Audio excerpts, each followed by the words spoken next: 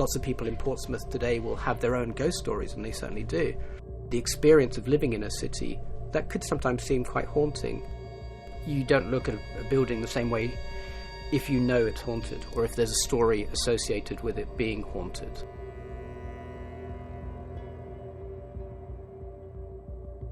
Buster Crabbe, or Lionel Crabbe, was a Royal Navy frogman, and he supposedly had some connections with MI6.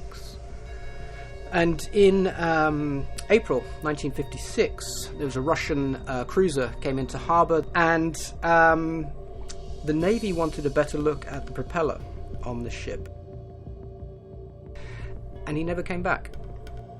A year later, a body washed up down in Chichester Harbour, caught up in the nets of some fishermen.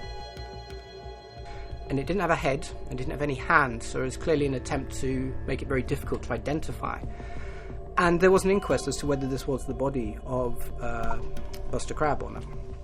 And there was other rumours that he had been captured and taken back to the Soviet Union. So there's all these kind of ideas. But they did lead to this local ghost story that is often associated with the Sally Port, which is where Buster Crabbe spent his last nights.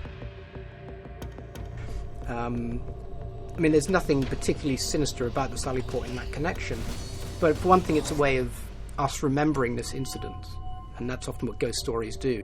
They become a way of being linked to and remembering a real incident.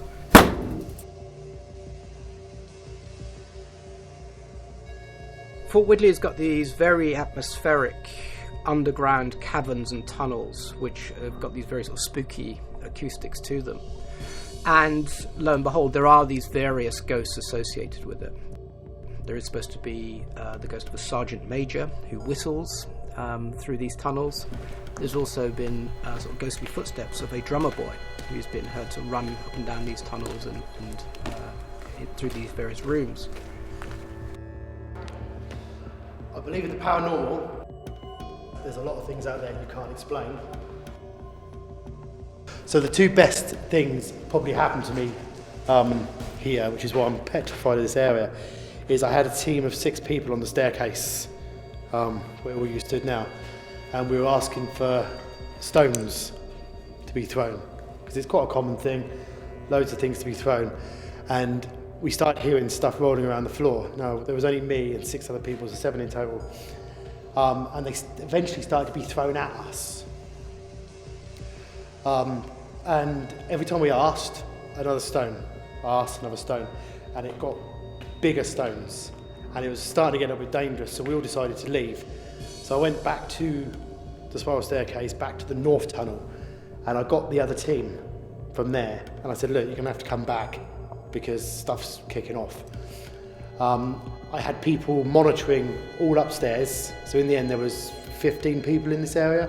I had people monitoring all up the stairs, the gate here, the tunnel there, everywhere. So there was nobody, we had cameras on everywhere, so nobody was throwing the stones. We ended up having planks of wood come over there, land here, a massive, great big breeze block. I mean, there isn't even any breeze blocks in the place. One of the team leaders went up the tunnel. I mean, it's a 150 metre tunnel.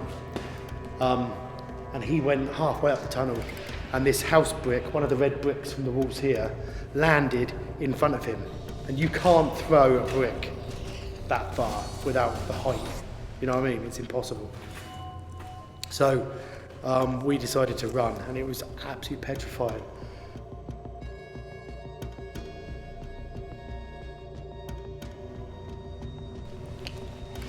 Is there any spirits that can hear my voice? Can you come towards us? Can you make a noise for me?